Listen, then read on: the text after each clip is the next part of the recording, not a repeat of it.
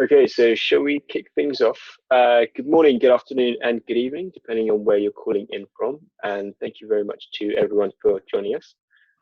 This is going to be another global liquidity update by Michael. So I shall now hand over to Michael. Good. Thanks, Tom. What we'd like to do is to just highlight some of the themes that come across from the end June data that we recently compiled and sent out in our liquidity update. It really just continues the themes, I think, that we've been seeing over recent months. And just to recap what our views have been, is that the scale of the liquidity injections that central banks have undertaken have been huge and probably underestimated by the majority of investors. What's more, people panicked, particularly on Wall Street, in the wake of the crisis, maybe understandably, but there was a lot of selling.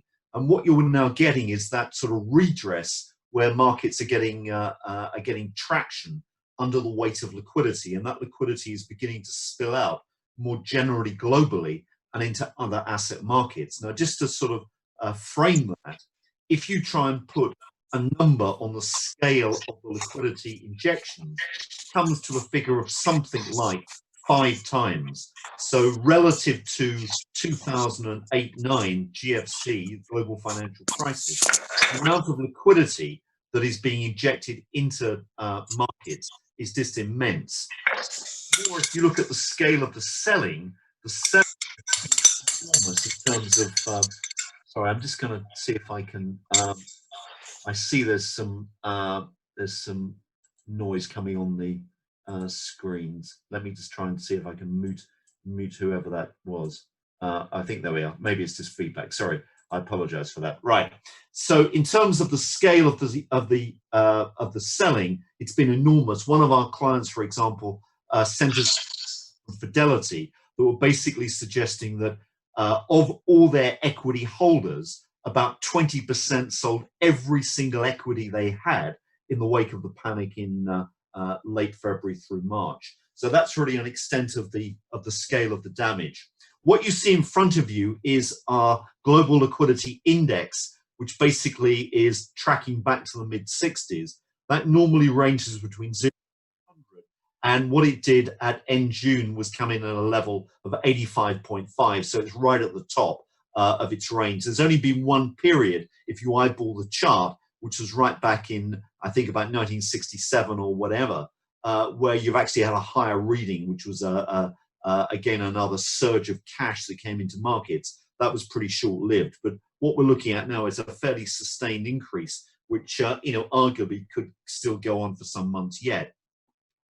In terms of the valuation of markets against liquidity, this second slide looks at 2 examples. One is on the left, which looks at total market value of equities relative to the pool of safe assets. Now, we've defined safe assets here as all government bonds in developed markets, plus liquid assets, in other words, bank accounts or money market funds worldwide. And if you look at that ratio, it comes to currently something like just under 0.5. The long run average has been around about the 0.5 level. And if you project liquidity through to year end and the likely increase in new issuance of government debt, you're still coming to a figure of about 0.4, looking at current levels of valuations of equities. So in other words, it looks as if markets are pretty well supported.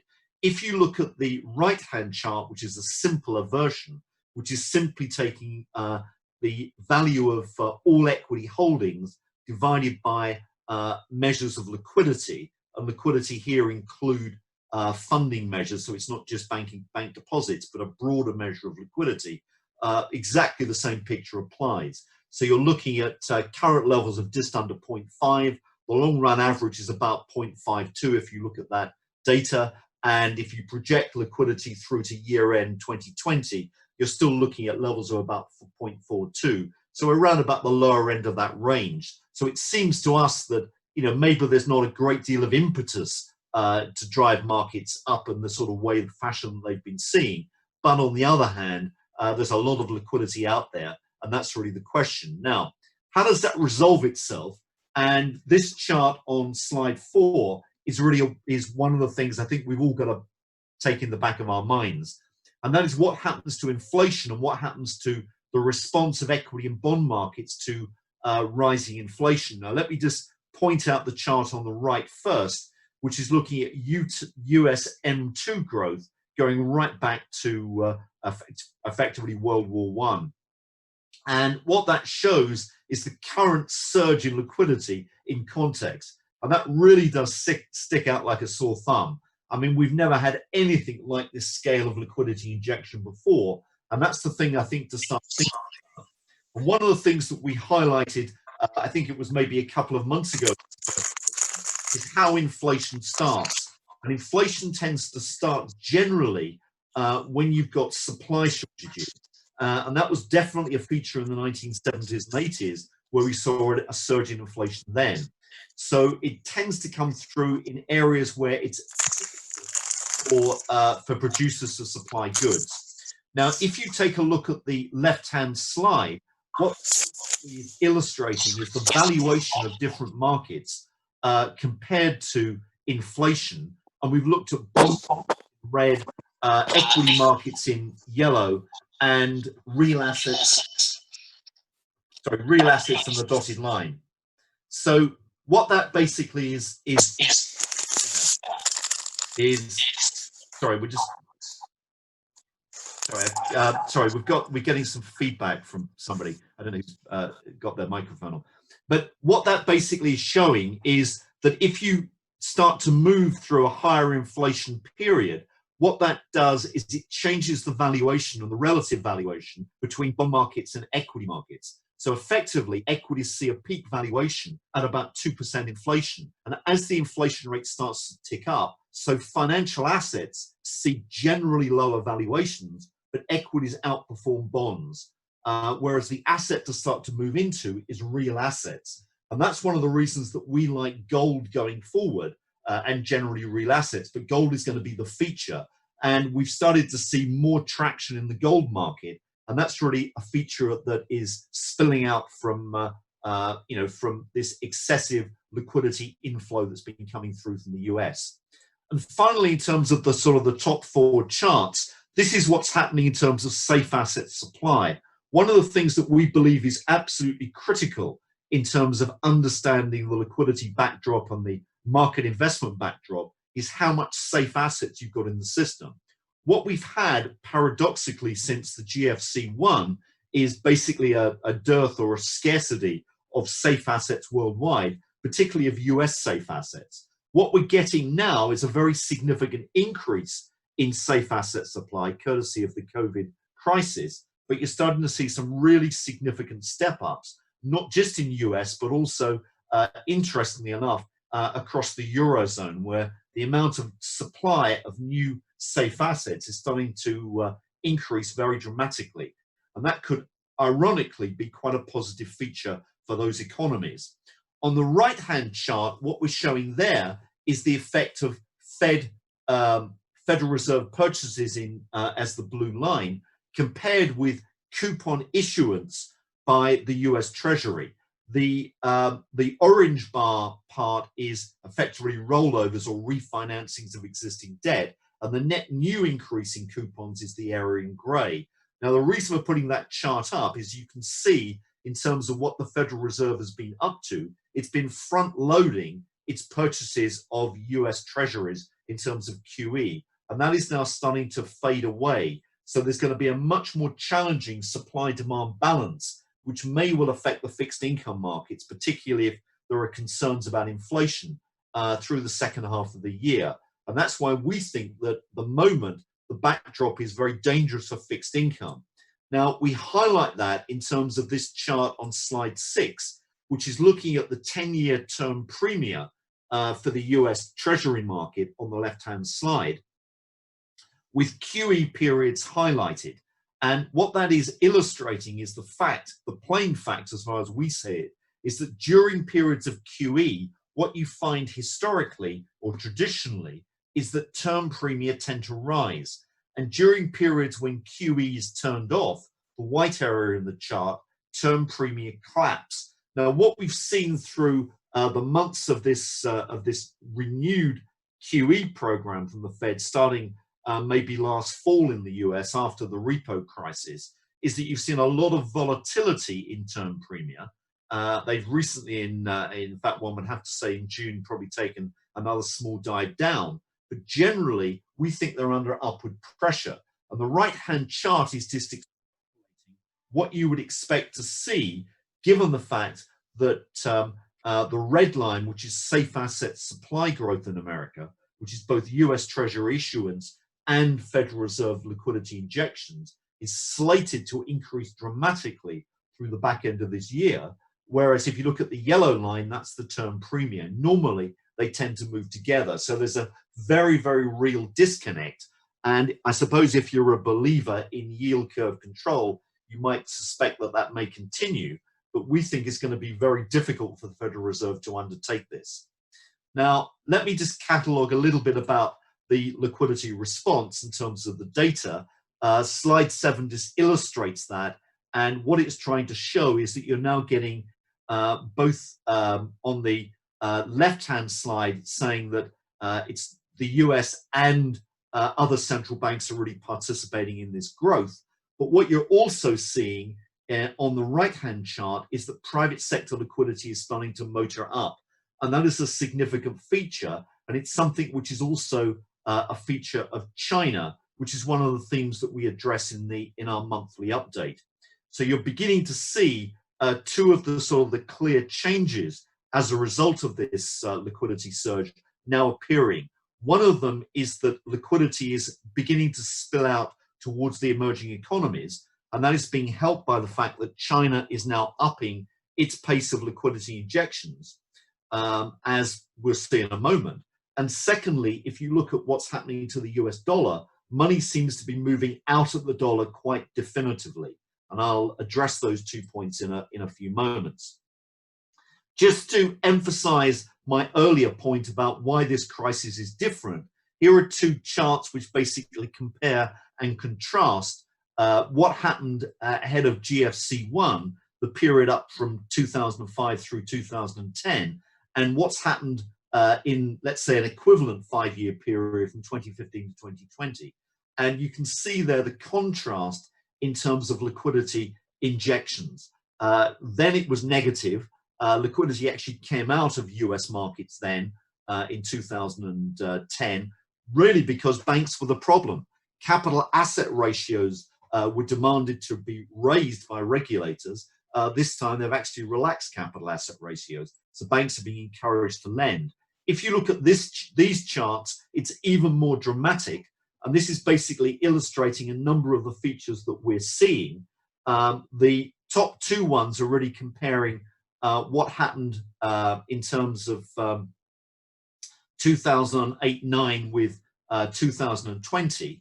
We're looking on the top chart of basically overall liquidity in dollar terms. We show that as a percentage annualized on the top right chart, just to bring home the same message. Inflows into money market funds are shown on bottom left, and that sort of spike or mountainscape that you see is basically the huge amounts of cash that were liquidated by Wall Street. Money came out of the stock market and went into money market funds. In comparison with 2008-9, there was no comparison. There was so much money sitting on the sidelines. That was, why Wall Street subsequently rebounded. And then if you look at the bottom right-hand chart, one of the things that's trying to illustrate is that compared with the growth in broad liquidity this time, very narrow money aggregates, which matter much, much more for the real economy, have accelerated rather faster. And that's why we think that that money flow this time is more likely to travel into inflation. Let me say a little bit about what's happened in China, which is shown on the right-hand chart. All intents and purposes, the Chinese have done very little through this crisis. And that's because in our estimation, what they're trying to do is to stabilize the yuan, which has basically been a successful exercise. So the yuan, as one's seen maybe in the last couple of weeks, has sort of traveled backwards through 7 to the US dollar. So it looks to be firming up again. And that is courtesy of the fact that the People's Bank's balance sheet on the right-hand chart has really been flatlining through most of the last few months. There's been no obvious huge injections. However, on the other hand, and I'm going to try and show you this in terms of another presentation, but this chart, the chart on the left-hand slide, is looking at what the Chinese have been doing in terms of their liquidity, broader liquidity injections. And there's a very clear difference here between what the People's Bank's balance sheet has done and directed lending by the monetary authority to the banks. Now, one of the things that we measure is broad liquidity, which is shown as the red line on the right-hand slide.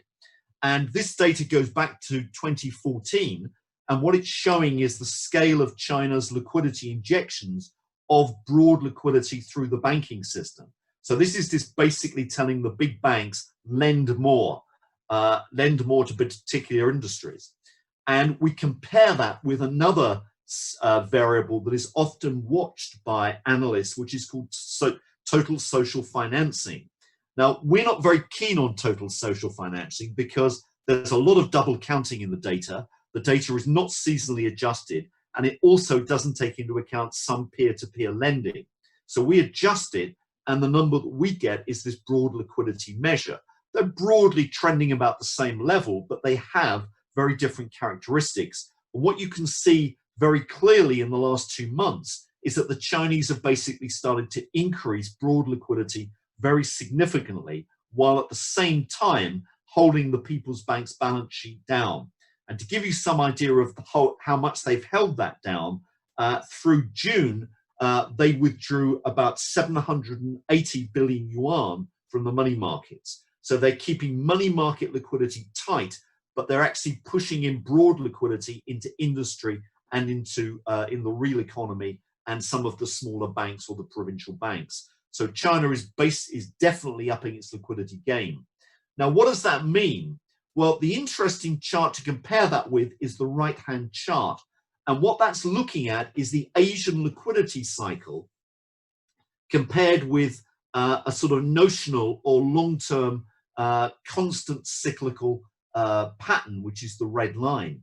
And what this seems to be showing is that really for the first time since maybe 2014, 2015, you're looking at a sustained upturn in Asian liquidity. Now, that Asian liquidity cycle is dominated by two factors. One of those is Chinese People's Bank or Chinese broad liquidity, let's say, Chinese liquidity, both the People's Bank and what the state-owned banks are doing. And also the US dollar and the extent to which a weakening dollar causes capital inflows into Asia, which are then monetized. Now, what we're seeing here is a pronounced upturn in the Asian liquidity cycle. And the important point here is that looks as if it's going to keep going well into 2022. So this looks like a sustained upturn, which should underpin Asian markets in a way that we haven't seen for a number of years. And if you look back and sort of scale this cycle, it's about a 6 to 7 year cycle. So this could be quite meaningful in the context of shifting investment patterns over the next couple of years. Now, let me return to China and let me just move on to the bond markets and what that means, and then we'll move on to currencies, the dollar, and finally equity markets. In terms of our view of the bond markets, this is the risk. Liquidity conditions drive the yield curve. What you're expecting to see, or what we're expecting to see, is further evidence of yield curve steepening. The red lines in both of those two charts are our liquidity indexes, respectively for the G4 and then the US. Those two lines have been shifted on by 9 months, and they've been put on top of the yield curve spread between the 10 and 2 year tenor. What that should mean is you're getting further evidence of yield curve steepening. And we don't buy into the framework which says that yield curve control will be hugely successful. So in our view, what you're likely to be seeing is a lot of upward pressure coming, particularly towards the back end, and that may well economic evidence of rebound, or it may come in terms of evidence of rising inflation. Now, if I move on to the dollar, what's the background for the US dollar? These two charts are basically illustrating relative capital flow. The right-hand chart looks at all capital inflows into the US as a percentage of global liquidity, and the blue line is the trade-weighted dollar. And the idea behind the chart is there is a broad correspondence between those factors, and you're now seeing probably a clearer evidence as any of those inflows into the US dollar beginning to wane. If you look at the detail of that, which is on the left-hand slide, what that's basically showing is the pattern of regional flows split between Europe, Asia, and the Americas to show basically where capital inflow into the US has largely been sourced from. Now, what you're seeing in terms of Europe is a period where Europe, pretty much since the Eurozone banking crisis in 2010 to 2012, has seen net capital outflow, and that money has largely gone into US assets. And I would venture that that's gone into US assets because there's been an absolute dearth of safe asset supply in Europe.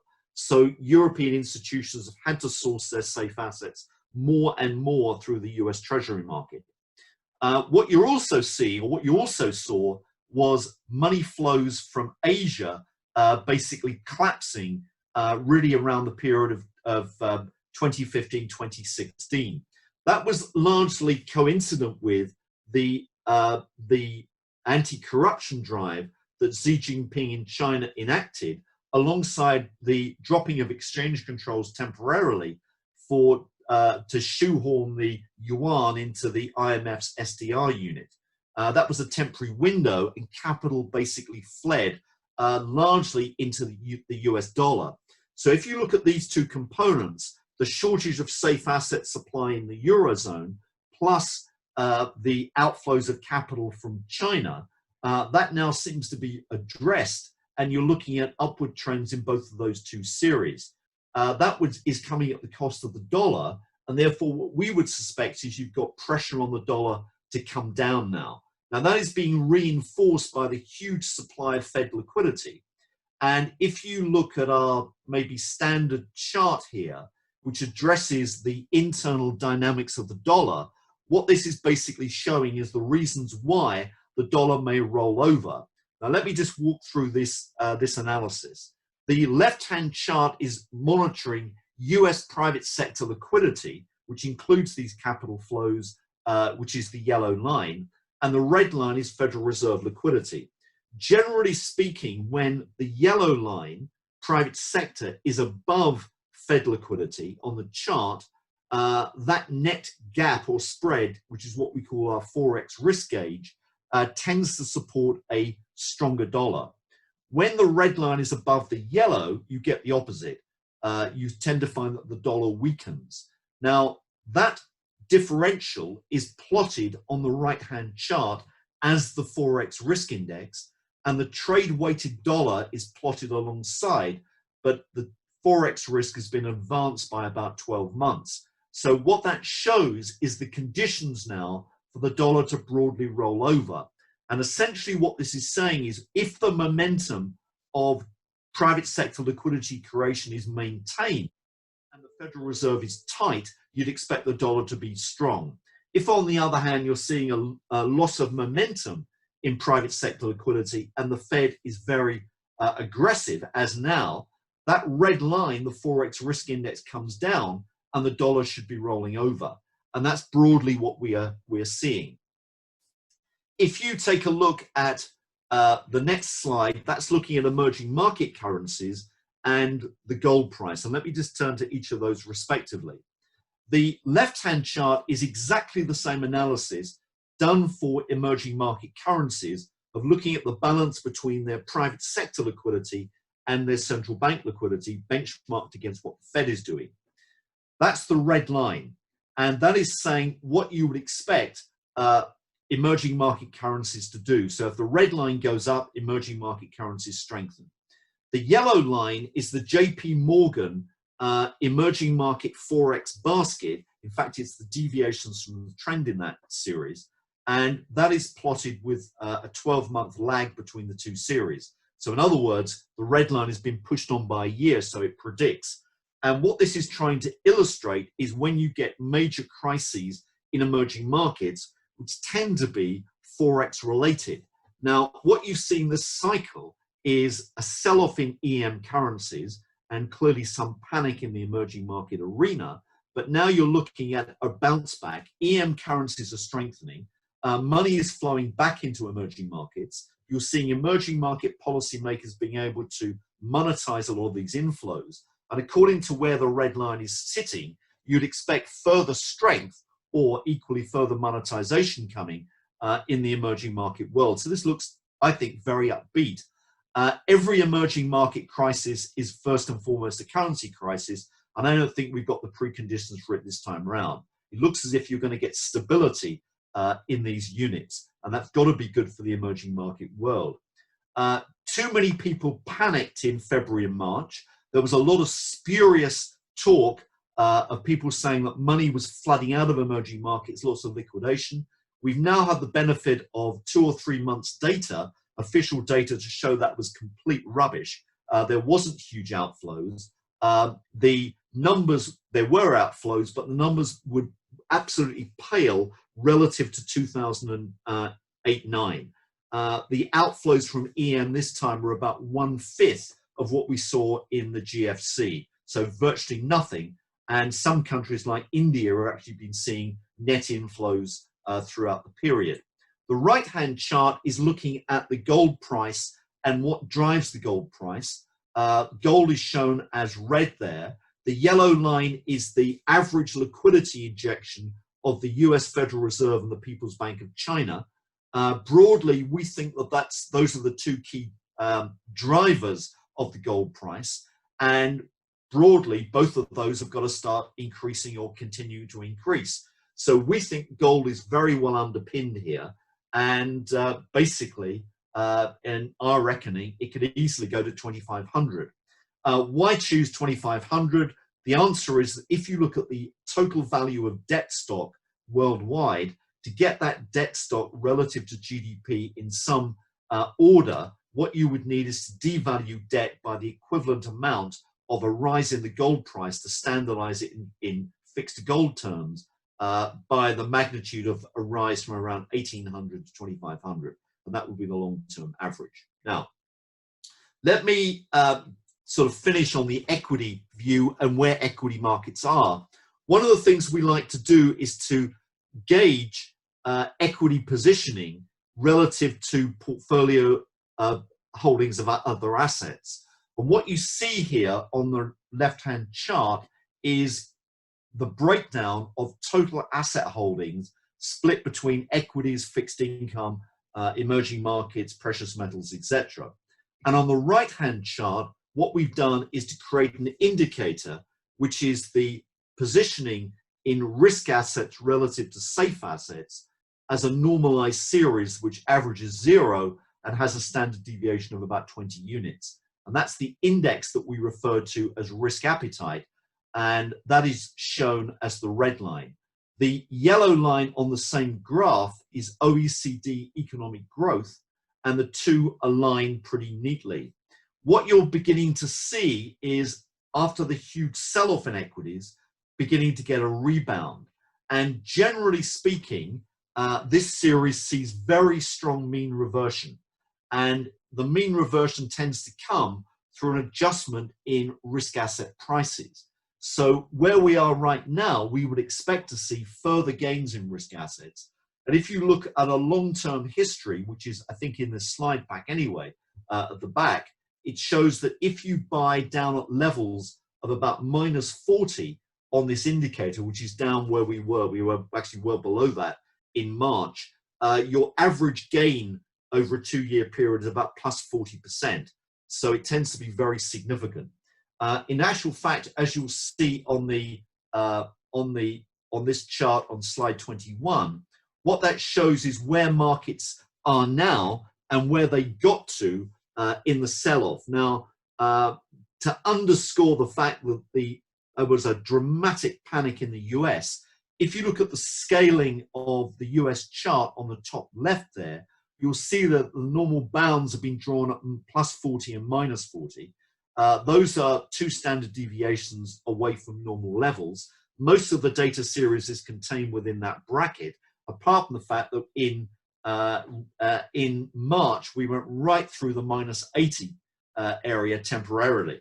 And now we've had a big bounce back. And that was coincident with the panic and the huge degree of selling on Wall Street, which is shown up in money market fund inflows and the anecdote I told you about what happened to Fidelity accounts. If you look at other markets, it's less dramatic. A lot of markets have rebounded back. The UK is still in the doldrums. Eurozone has not really had the same measure of rebound as the US, but it's certainly getting up there. But I still think that if you take a 2-year view, you've still got scope for equity markets to rise. But I think one would have to say, looking at 2020, we've probably seen the best and the worst of some of these market gains for the year. Now, if I just put that finally back into this context, is this chart, this phase diagram, summarizes really everything we're trying to say, certainly about risk asset exposure. And what it says is you've got 2 dimensions here. One is rising and falling liquidity, which is basically the axis that runs east-west. And the other is risk positioning in markets, which is the north-south dimension. Now, what we try to argue is that if you're in the bottom right quadrant, which is expanding liquidity and very low risk positioning, that is a strong buy. And equally, symmetrically, if you're in the top left with falling liquidity and very high risk positioning, that's a sell area, such as areas like, as we highlight here, 1989, year 2000, 2006, 2018. Those were clear areas to sell, whereas the buy areas are sort of more explicitly put there at the bottom there, 1983, 1998, 2001, etc. Those type of periods. Now, where do we sit currently? You'll see here that we've put a snail diagram on top to try and show that how markets rotate. Where we were at the last few months has been, right down here in the bottom right, strong buy areas for many markets. And basically where we are now is we've started to move up towards this horizontal east-west line of expanding liquidity, but basically more neutral risk positioning. So we're still in a comfortable area. Markets are well supported. If I come right back to this chart here, you'll see that the evidence looks to be compelling, that there is decent valuations. But we're now, I think, sort of, well through the pipeline of liquidity adjustment, and we've got to start looking at what some of the costs of that will be, and the costs we think will be coming through in terms of a weaker US dollar and rising gold price, and maybe some increasing threat of inflation, where the bond markets will begin to sell off. And in a period where where inflation picks up, bonds are the casualty. Gold and equities tend to see some of the better gains. Let me stop there, and let me see if you've got any questions upcoming. Thank you very much, Michael. And if anybody has any questions, then feel free to put them down in the chat and we'll be able to patch you through.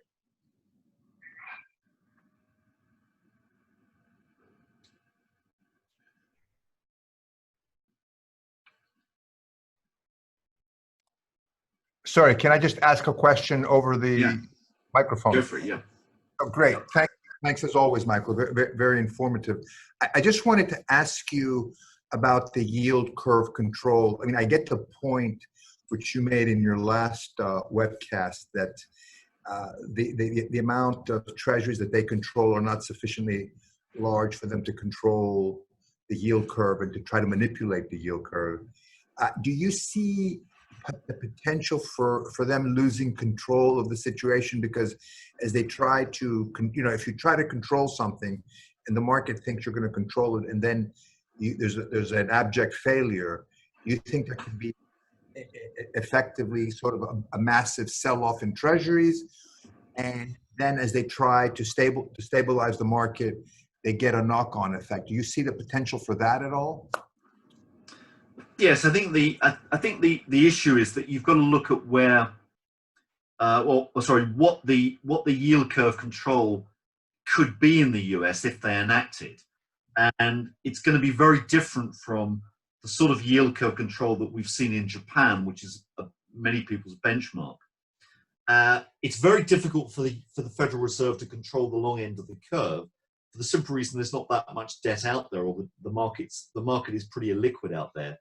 They've only just started to reintroduce the 20-year bond, so it's kind of unlikely they're going to buy that back in again. So I think that broadly what we're suggesting is that if they do go down this yield curve control, which clearly hasn't happened yet, they'll do it much more at the front end. So it'll be in the 3 to 5 year tenor.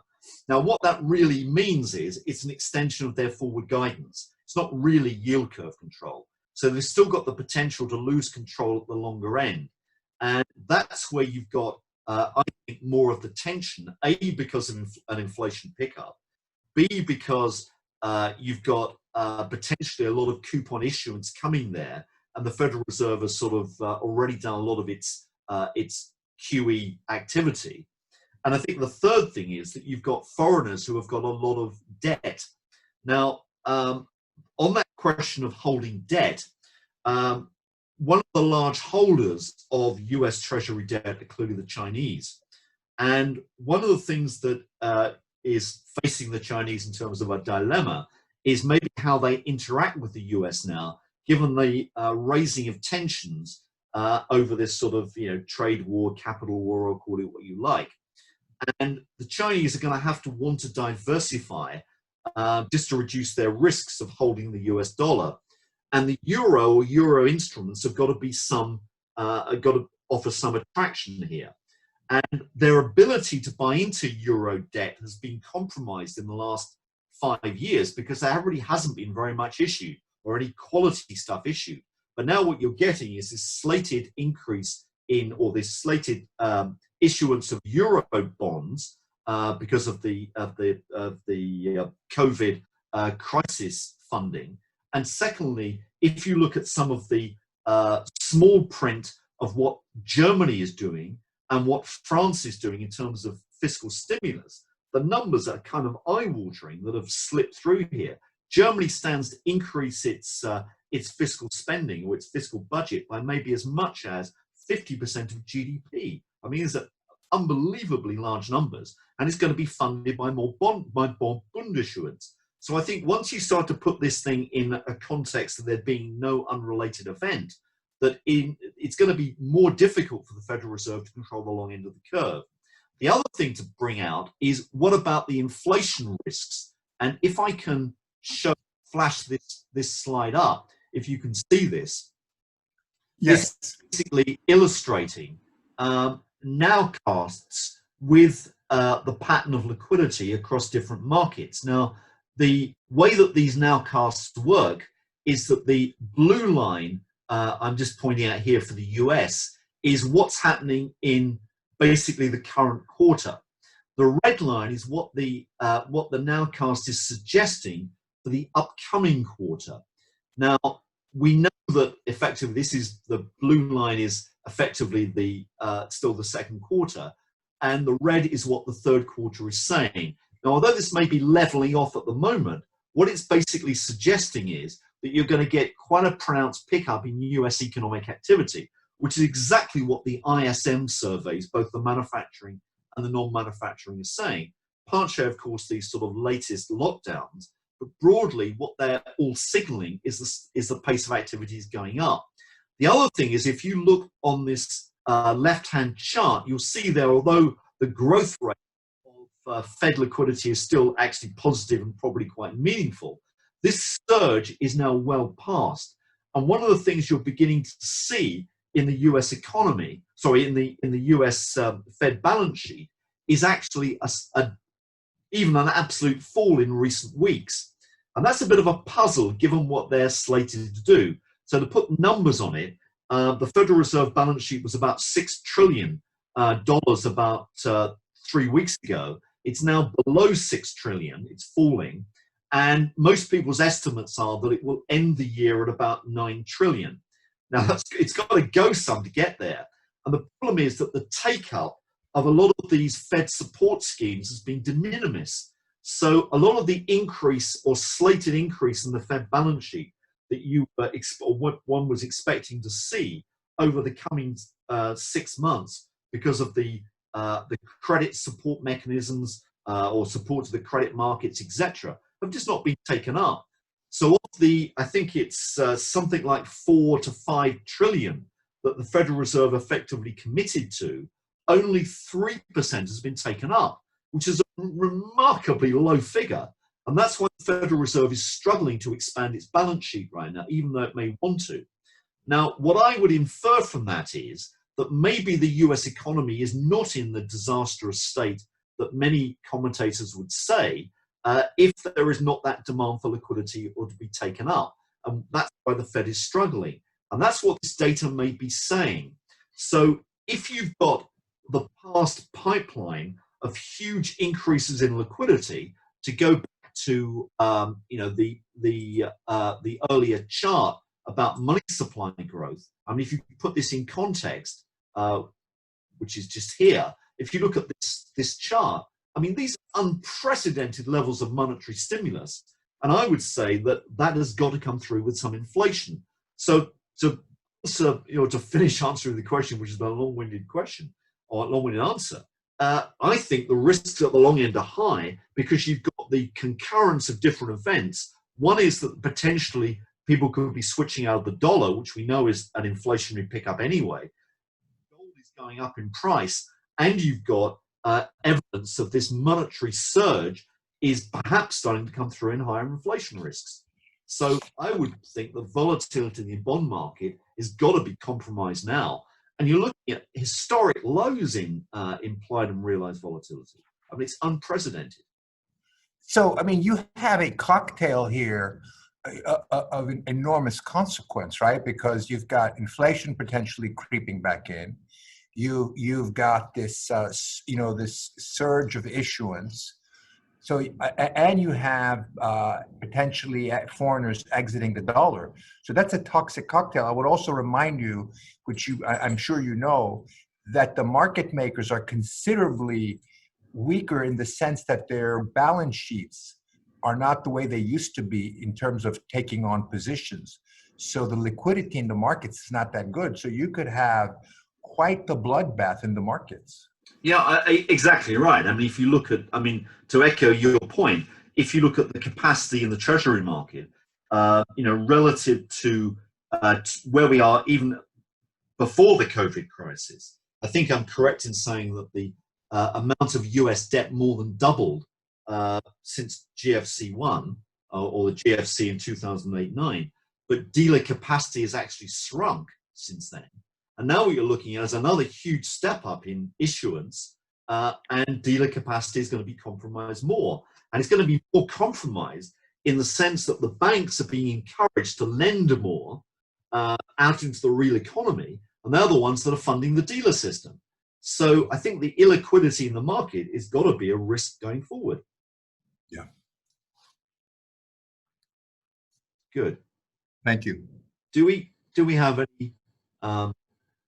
any more questions around?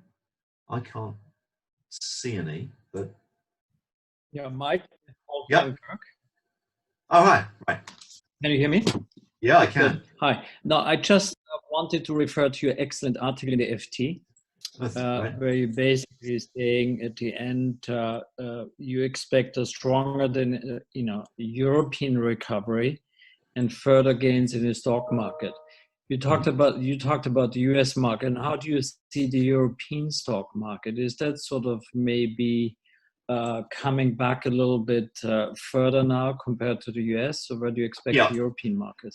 I think two things are worth thinking about, Wolfgang. One is this chart here, which is looking at capital flows, and the blue line is obviously dominated by the Eurozone within Europe. But basically what that's saying is we're now in an unusual situation, which we were in really since the Eurozone crisis in 2010 to 12, where you basically have gone from capital surplus in these countries, the liquidity coming in, to a capital deficit, with these countries losing liquidity. Now, one of the main reasons that they've been doing that's been happening is that there's been a shortage of safe assets for European institutions to buy. So they've basically been going into the US Treasury market and driving down US yields as part of that process. Now what you're getting is a lot of issuance of European safe assets. Now you might say, understandably, well, of course, if you've got this huge issuance, isn't that going to be a negative for the Eurozone markets? And in fact, the answer is contrariwise. It tends to be positive. And there's a very interesting parallel, which was one I'm going to have to go back and look at history in. But if you go back to the 1870 Franco-Prussian War, what happened then was attempts to destroy the French economy by Bismarck by basically putting a huge indemnity on the French government to pay Germany reparations. Now, that was funded by a bond issue called the Thiers bond issue, which the French government basically issued. That was something like 12 times oversubscribed across Europe. And what it did is it pulled out massive amounts of savings that people had effectively had under the mattress. And what it caused was the development of a huge pool of safe assets within the European financial system. And it led to a boom in European financial markets from 1871 through to about 1873. And that was purely on the back of these safe assets. Now, the parallel that you're getting now is that Europe is able to create a similar bedrock of safe assets. And the fact is that people are underestimating, first of all, the dearth in supply that we've had for the last 5 years compared to what we're going to get now with a lot of Bund issuance. So the fact there's a lot of safe assets means that people are more prepared to take risk, and they're more prepared to put money into risky assets like European equities. And that will likely be a fillip to the European economy. So what I would argue is that if you come back to this chart that we've got here, which is basically looking at Eurozone risk appetite or risk exposure, you're still in the lower part of this chart. You're nothing like these high levels that we saw before when the markets were overvalued. And I think generally equity markets don't look too bad in this environment. But I'd say in particular that we're likely to get outperformance now from the Eurozone markets relative to the US, and there'll be a lot of catching up relative to US equity. So I think absolutely we're gonna get this, but you'll get it against a background of volatility in the bond markets. So it's not a great place to be in Eurozone bonds as far as we can see. I think you're going to get quite a steep steepening, or quite an aggressive steepening in the Bund yield curve. But for European equities, yes, I think it looks good. And if you add the 750 billion so-called Eurobonds, as you call them, right? That's probably a positive momentum as well, right? Yes, I think absolutely it is. It's a positive momentum, because that's another asset for people to buy. And I alluded to the fact that the Chinese are looking to diversify out of dollars. They've got this, 3 trillion nest egg of foreign exchange reserves. It's going to have to go somewhere, and if it's coming out of dollars, it will go into euros, and this is an ideal asset for the Chinese to buy. What's more, you've got a big increase in oats, and you've got a big increase in bunds likely coming to pay for the deficits. And as I sort of said earlier on, if you look at the scale of the budget fiscal stimulus that is going on from Germany, Italy, and France, these are eye-watering numbers, and they're not being properly calibrated, because what's being hidden in the data is the size of some of the industrial grants that have been given by their respective governments that normally get netted out of some of those fiscal payments. But if you start to net them back or put them back in, which you should do, the scale of the fiscal spending is actually eye-watering. So I think European growth is going to surprise on the upside. And you have less COVID infections, much less in America, right? Exactly, yeah. And, I think that you're absolutely right. So the European economies have restarted. The Asian economies have restarted.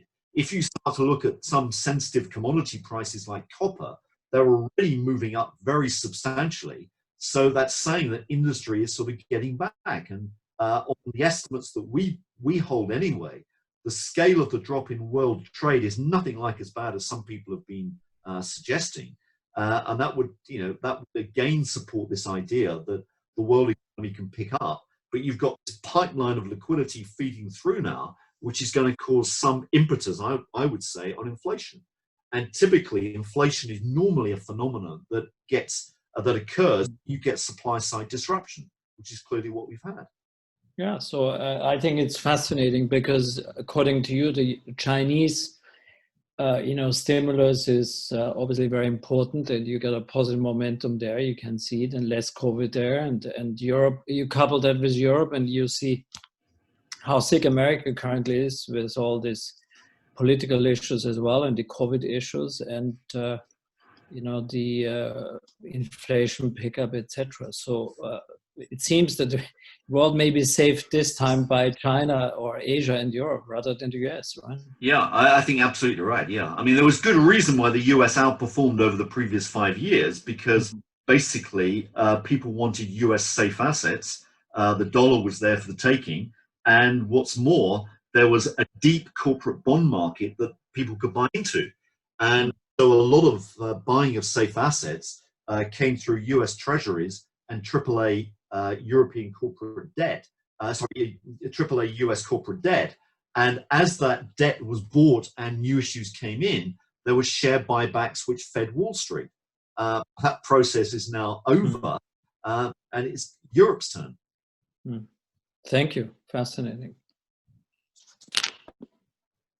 Good. Do we have any more questions around?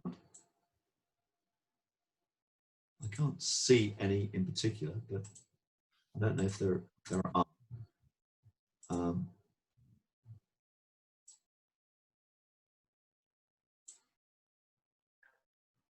If anyone else does have any questions, then feel free to put them in the chat, and we can patch you through. Or if you want to patch yourself through and ask a question, then feel free.